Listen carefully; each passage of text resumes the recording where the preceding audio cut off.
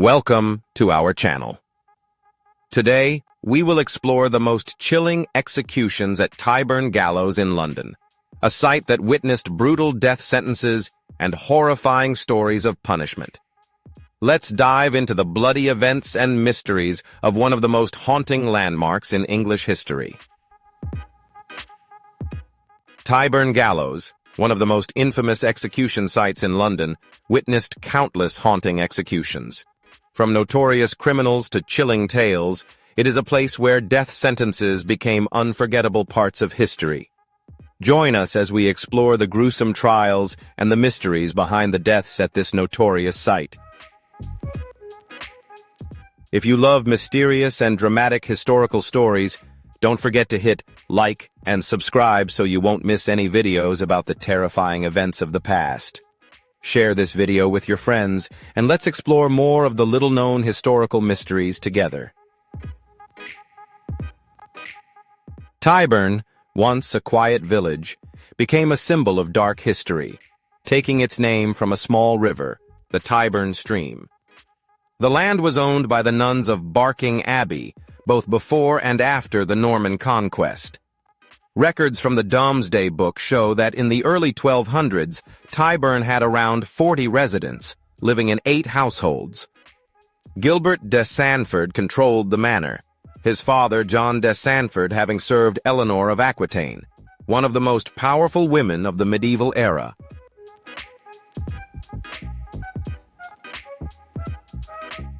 In 1236, the City of London made an agreement with Sir Gilbert to use water from the Tyburn Stream for the city's first piped water system. Lead pipes carried water from what is now Bond Street Station, 800 meters from Hyde Park to Charing Cross. From there, gravity allowed the water to flow along Fleet Street, across Fleet Bridge, and up Elgate Hill to public conduits in Sheepside, where Londoners could collect water for free.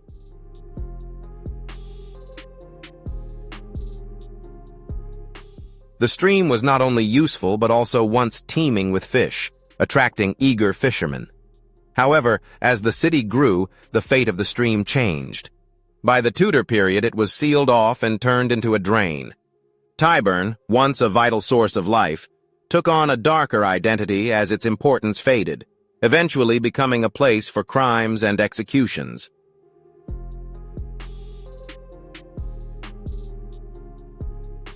For centuries, London had many execution sites, but none were as famous as Tyburn.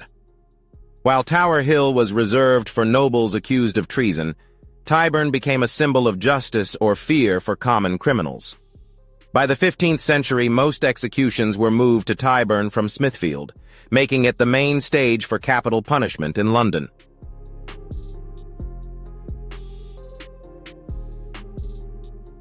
One of the first famous executions at Tyburn was that of William Fitz-Osbert in 1196, a rebellious leader who incited the people of London. He sought refuge in a church, but was dragged out, stripped naked, and hauled through the streets on a horse, with his final stop being Tyburn. By the time of Henry VII, Tyburn's role had become even darker. In 1537, the king used the site to eliminate his enemies, including Sir Nicholas Tempest, a key figure in the Pilgrimage of Grace uprising against Henry's rule. Despite being a trusted servant of the crown, Tempest faced death at Tyburn, and his body was hung as a warning to others.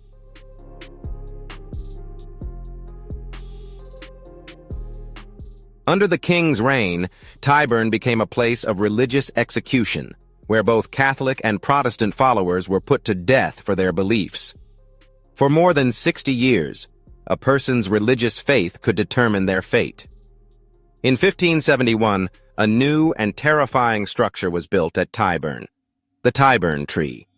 Unlike a simple beam with a rope, this was a large three-sided frame that allowed multiple executions to be carried out at the same time. The Tyburn Tree stood near the intersection of Edgware Road, Bayswater Road, and Oxford Street, just west of where Marble Arch is today.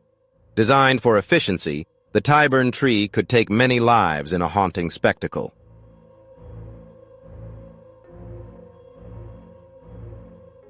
On June 23, 1649, 24 prisoners, 23 men and 1 woman, were executed together.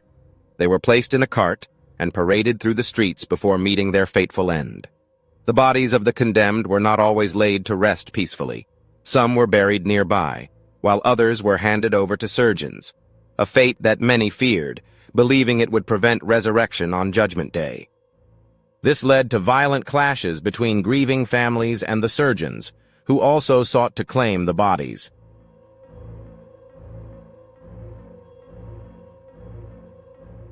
The first victim of the Tyburn Tree was John Story, a Catholic man accused of treason. He was executed on June 1, 1571, marking the beginning of a long and bloody chapter in London's history. Between 1535 and 1681, many Catholic martyrs were also hanged here, an event commemorated by a plaque at the site of the Tyburn convent.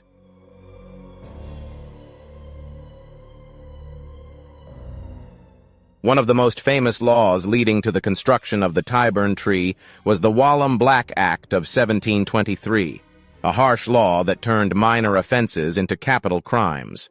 Landowners, eager to protect their hunting grounds, pushed Parliament to pass this law, initially targeting poachers, but it later expanded beyond its original purpose.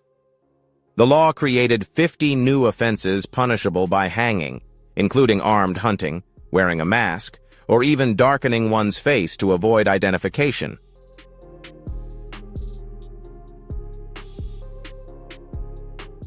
One could be executed for chopping down trees, destroying fish ponds, or stealing goods worth only a shilling, less than a day's wage. In fact, a person didn't even have to commit the crime to be sentenced. Simply planning to commit it was enough. Ultimately, the Black Act created over 350 offenses punishable by death. Modern legal scholars have condemned this law for its brutality, and Sir Leon Rabinovich, a British law expert, described it as a nightmare statute, turning nearly every wrongdoing into a hanging offense. The law criminalized actions against public order, property, and even personal disputes, making it one of the most extreme laws in British history.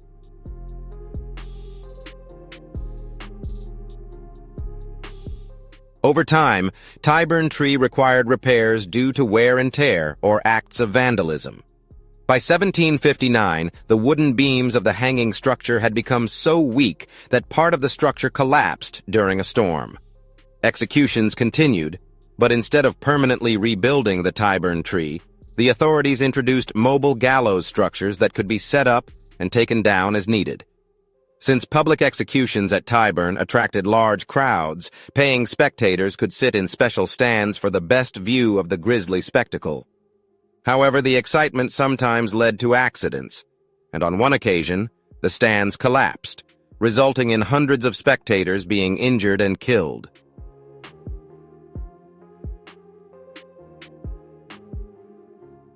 The chaos of these executions was depicted in the 1747 artwork by William Hogarth, The Idle Apprentice Executed at Tyburn, which illustrates the gruesomeness of public executions. Tyburn became a symbol of capital punishment, inspiring eerie phrases such as, "Take a ride to Tyburn," or "Go west," meaning to face the executioner's noose. The executioner, mockingly referred to as the Lord of the Manor of Tyburn, and the hanged individuals were said to be dancing the Tyburn jig.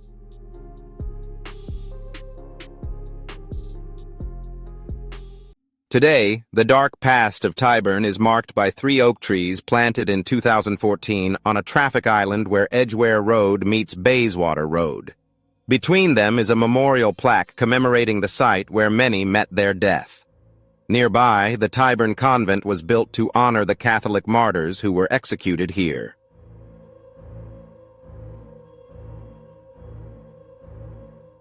Although most historians agree that the Tyburn Gallows stood at the crossroads of Oxford Street, Edgware Road, and Bayswater Road, there is still some controversy. In a book published in 1850, collector Edward Francis Rimbaud argued that the actual site was at 49 Conduit Square, citing an old contract from the Bishop of London. However, this remains an ongoing debate that researchers continue to explore.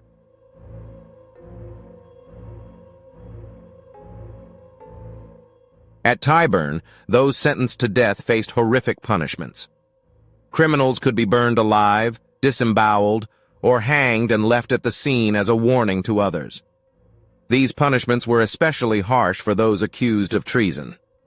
On the Sunday before the execution, a sermon was delivered at Newgate Prison's chapel, and those who paid could attend. On the night before the execution, the priest at St. Siler's Church would pray for the souls of the condemned, while those standing outside the prison walls would listen.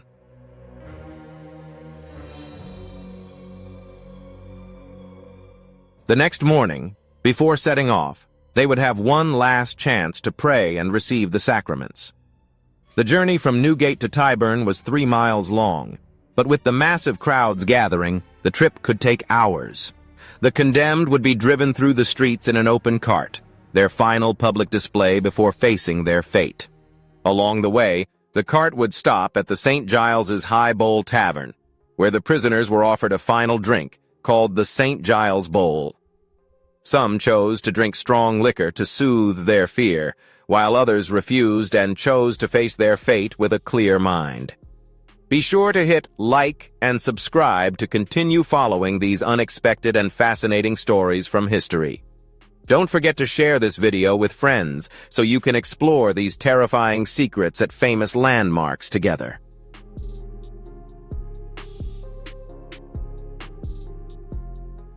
Tyburn was not just a place of execution, but also a public spectacle, a gruesome form of entertainment that attracted massive crowds.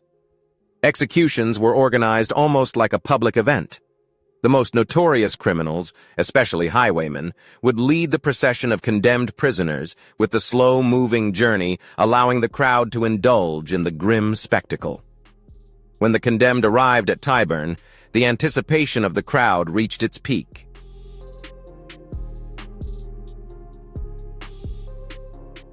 The spectators were not only common folk seeking a glimpse, but also wealthy individuals who paid to sit in VIP seats on specially constructed bleachers.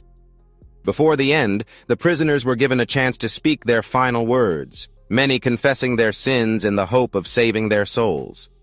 Tyburn became a hub of superstition and commerce. One of the strangest traditions involved the executioner, who was allowed to strip the prisoners of their clothes after they died.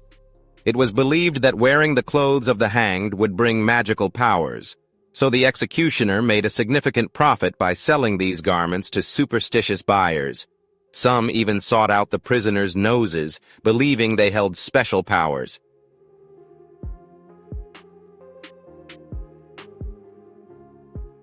In 1447, 5 men stood at the Tyburn Tree, stripped of their clothes and ready to face their fate. The executioner, eager to claim their clothes as part of his payment, had already taken them when a rider arrived to announce that a pardon had been issued and they would be set free. However, the situation quickly turned absurd. Despite being saved, the men had to run out of the square completely naked, while the crowd clapped and laughed.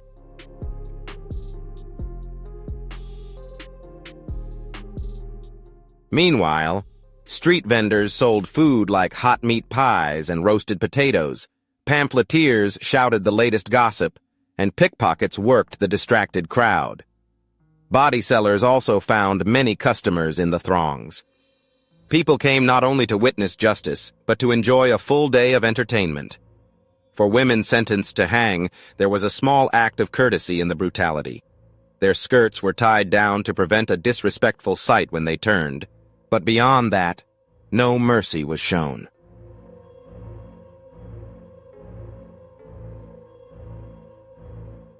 When the moment arrived, the prisoners stood still. The noose was tightened. The executioner's assistant passed the rope up and tightened it above.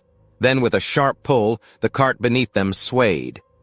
If they were lucky, their necks would snap immediately. If not, they would writhe and struggle while the crowd witnessed the infamous Tyburn jig.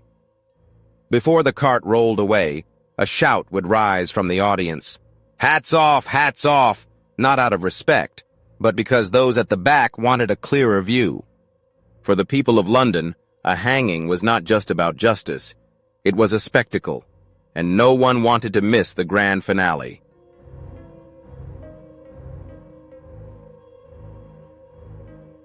One of the most prominent names in Tyburn's history is John Bradshaw, who disgraced the law. Tyburn witnessed many executions, but few were as symbolic as the strange posthumous punishment of Oliver Cromwell, John Bradshaw, and Henry Orton in 1661. Years after their deaths, their bodies were exhumed, hanged for public display, and then beheaded. This was not just an execution but a statement. The Restoration monarchy sought to remind everyone that no one could escape the royal punishment. To emphasize this, their heads were placed on spikes at Westminster Hall as a warning to anyone who dared to oppose the king.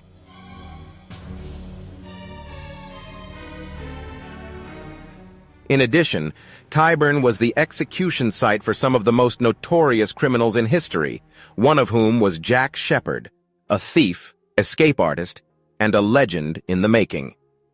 Born in 1702 in Spitalfields, Jack began working as a carpenter, but honest work didn't hold much appeal for him. He fell into a life of crime, using his quick hands to pick locks and break into homes. One of his close friends was a woman named Edgeworth Bess, who was arrested and locked up in Spitalfields roundhouse. Jack couldn't accept this, so he stormed in, knocked out the guards, stole the keys, and freed her right from the door. That was just the beginning.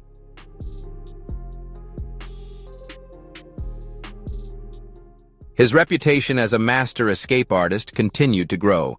After being captured and locked up in the same Spitalfields prison from which he had once freed Bess, Jack had a secret weapon, a hidden razor. He quickly cut through the ceiling, tore it open, and climbed onto the roof before disappearing into the night. But the law eventually caught up with him. This time, he was accused of stealing a watch, a crime he claimed he didn't commit. Imprisoned in Newgate Prison, he was shackled hand and foot, firmly chained to the ground, with no way to escape. Or so it seemed.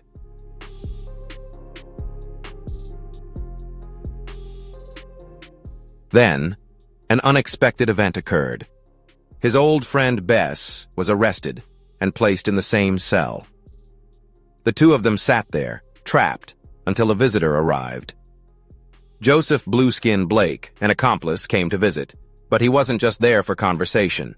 He secretly passed a file through the prison bars and gave Jack the one opportunity he needed. With sharp eyes and steady hands, Jack began to file through his shackles, cutting them loose, then did the same for Bess.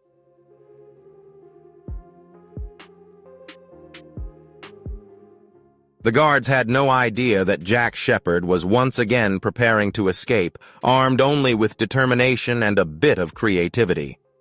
Jack and Bess fashioned a makeshift rope from their bed linens, carefully filed the prison bars on the window to create a gap just wide enough for Bess to slip through. She stripped off her outer clothing to squeeze through the narrow opening, and then both of them descended 30 feet from the prison's exterior. But they didn't stop there. Running across the yard, they climbed a 20-foot wall and dropped down the other side. In the dead of night, they disappeared into the streets of London.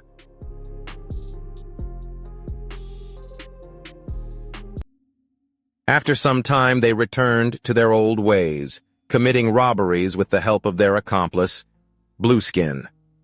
The stolen goods were then sold to a fence named Field. However, their success didn't sit well with Jonathan Wild, the so-called self-appointed crime lord. Wild was a manipulator who both informed on criminals to collect rewards and ran his own crime network. Seeing Jack as a threat, Wild convinced Field to betray them. His plan succeeded, and Jack and Blueskin were captured, brought to Old Bailey, and quickly sentenced.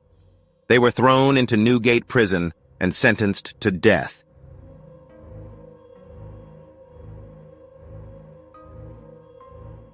Jack seemed to have lost all hope, but with the help of Bess and Polly Maggot, he escaped once again.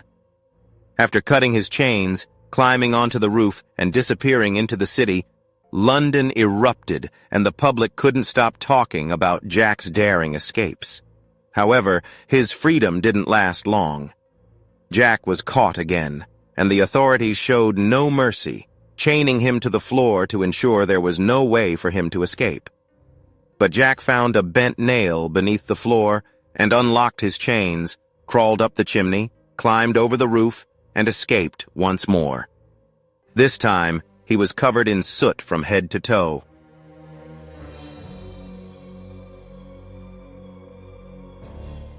By this time, Jack Sheppard had become a living legend, but fame proved to be a dangerous thing. Instead of keeping a low profile, Jack reveled in his notoriety, drinking, celebrating, and letting his guard down. Eventually, he was recognized, captured, and thrown back into Newgate. This time, there would be no escape. Special chains had been made just for him, designed to hold even the most skilled escape artists. Jack knew his time had come, but even in his final days, he remained a spectacle. The crowd gathered, paying to see the man who had made the authorities look foolish.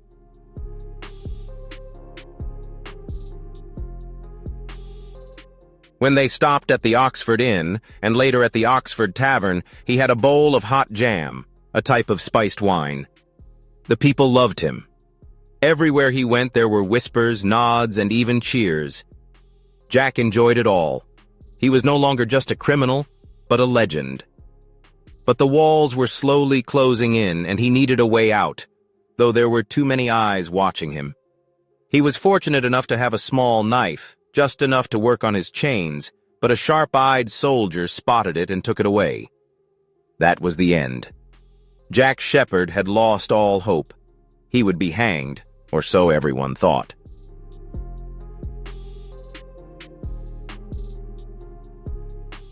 Jack had one final trick up his sleeve. He had paid a surgeon standing by, ready to revive him after he was hanged. On November 16th, 1724, Jack was hanged at Tyburn, and when his body was carried away, the crowd panicked, thinking he would be dissected.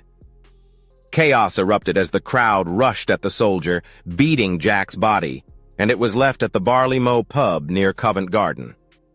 Riots spread throughout London, with people looting, fighting, and attacking anyone, while Jack's body remained amidst the chaos. When calm finally returned, Jack Sheppard was buried at St. Martin in the Fields Cemetery. The man who had repeatedly escaped the law's grasp was finally gone.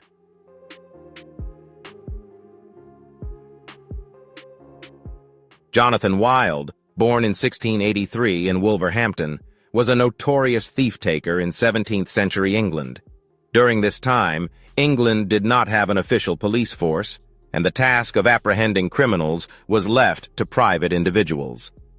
Those who took on this job earned money by capturing criminals, and Jonathan Wild was one of the most prominent names in the business.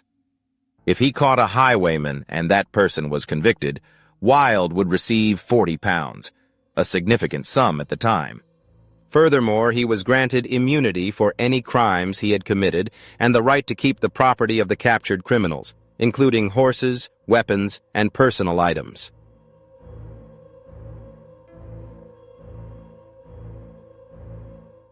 Wild began his life as an apprentice to a locksmith.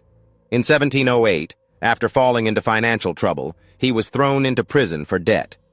During his 4 years in prison, Wild not only learned the art of deception, but also met Mary Miller, a woman for pleasure, who later became his mistress. After his release, they moved to Covent Garden. Wild returned to his work as a locksmith, but with the tricks he learned in prison, he quickly became involved in various scams.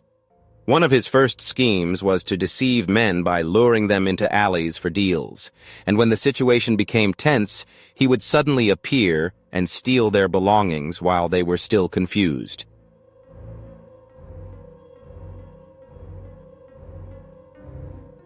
This scam was called Mong and Twang, and it helped them make a lot of money. With the money they earned, they took over a flashy house and a notorious tavern, which became a hotspot for criminals. Wild became a buyer of stolen goods from thieves who passed through the back door. But his true genius was in reselling those stolen items to their original owners. He would advertise that he had found the lost goods, and desperate victims would pay him to get back what was rightfully theirs. But that wasn't enough for Wild. He wanted full control. As he gained more power, he divided London into criminal territories, controlling who could steal and where. If anyone challenged him or became a problem, he had the perfect solution. He would betray them. He would hand over the criminals to the authorities, pretending to be a hero, and receive the reward of £40 when they were hanged. One by one, Wilde eliminated his rivals while making himself appear as a law-abiding citizen.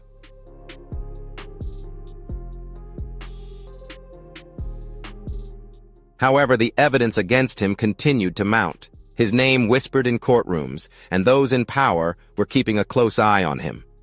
Despite this, in a bold move, Wilde applied to become a freeman, a free citizen of the City of London. He painted himself as a hero, boasting about having sent 60 criminals to the Tyburn Gallows.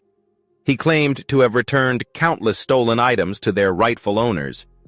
Many wealthy and powerful people in London trusted him. After all, their property had been returned, even if they had to buy it back. But Wilde became overconfident. His incessant bragging began to backfire. People started to see the truth. He was not a crime fighter, but the biggest criminal of them all.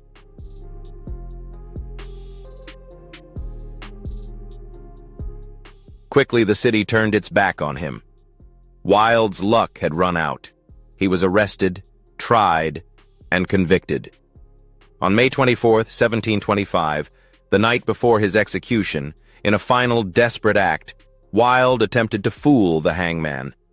He swallowed a large dose of lum, hoping to die before the sentence was carried out. But his plan failed. Doctors had to administer medicine to save his life. By morning, he was weak, disoriented, and barely able to stand. His final journey was a nightmare, as he was taken from Newgate to Tyburn. The crowd gathered to throw stones, rotten food, excrement, and even animal carcasses at him. A sharp stone hit him in the face, causing him to bleed. The people of London loathed him.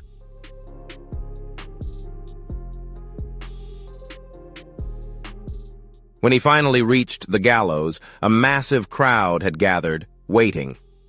They came to see a spectacle.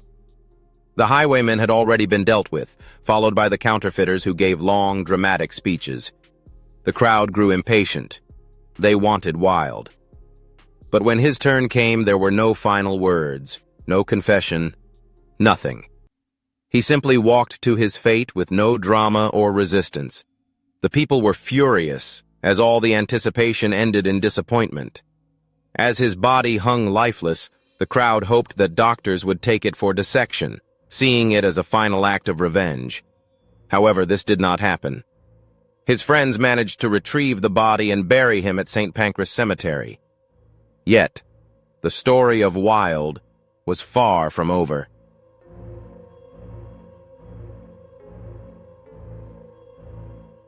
Days later, Wilde's grave was disturbed. The coffin was opened, and his body had disappeared. No one knew whether grave robbers had taken the body or if doctors had claimed it for dissection. Some suspected that Wilde had orchestrated an escape from his grave in one final act of deception. A few days later, a swollen corpse washed up on the banks of the River Thames near Whitehall. The face was distorted by the water, but there was something familiar about it. Some whispered that it could be Jonathan Wilde's body. People wondered if Wilde had outsmarted justice and met a fate worse than death, or if this was just one last trick from a master criminal. To this day, the answer remains a mystery.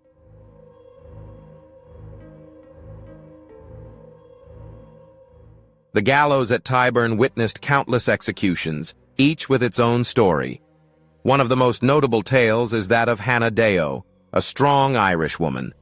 Hannah made a name for herself in London, initially working as a basket seller at Covent Garden before marrying a Spanish sailor and taking his surname. However, Hannah was no ordinary woman. She had been imprisoned multiple times, and each time she found a way to escape.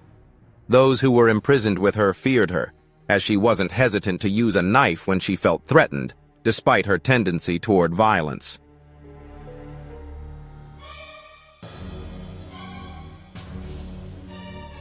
Hannah Deo, a strong Irish woman, was sentenced to death for theft, a crime that could lead to death at Tyburn.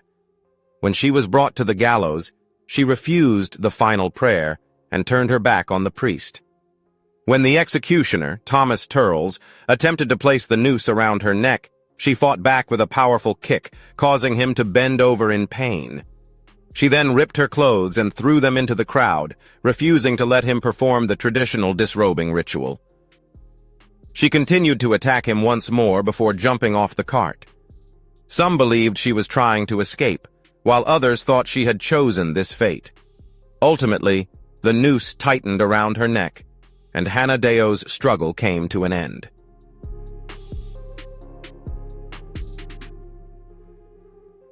Joseph Harris, a 15-year-old boy, was sentenced to death for stealing 2 half-sovereigns and some silver worth over £1. He was frail, his face tear-streaked, and nearly unable to stand, unable to climb onto the cart that would take him to Tyburn. Seeing his distress, the authorities allowed his father, an elderly man, to accompany him on the 3-mile journey. Along the way, Joseph rested his head in his father's lap, sobbing as they neared the place of execution. As they passed through the streets of London, the crowd stood in respectful silence, not mocking or throwing rotten food as they had in other cases. The men in the crowd even removed their hats to show respect. Upon arriving at Tyburn, the father had to witness his son's hanging, a sight he would never forget. After the execution, he requested to retrieve his son's body and bury him properly, giving him the peaceful rest he had never known in his short life.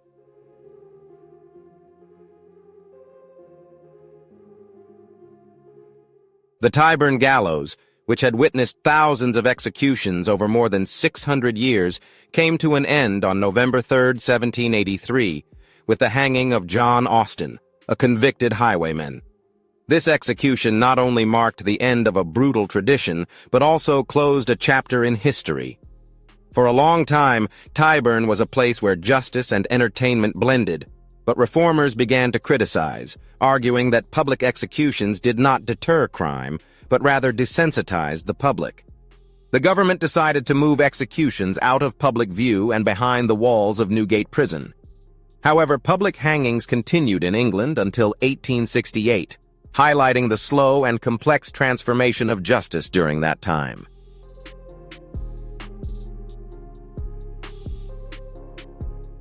The executions at Tyburn Gallows have become an unforgettable part of London's history, filled with tragic tales and brutality. Though time has passed, the events that took place there continue to haunt those who study them. Thank you for watching the video, and I hope you've gained a deeper insight into these dark aspects of the past. Don't forget to like and subscribe so you don't miss out on the next interesting videos.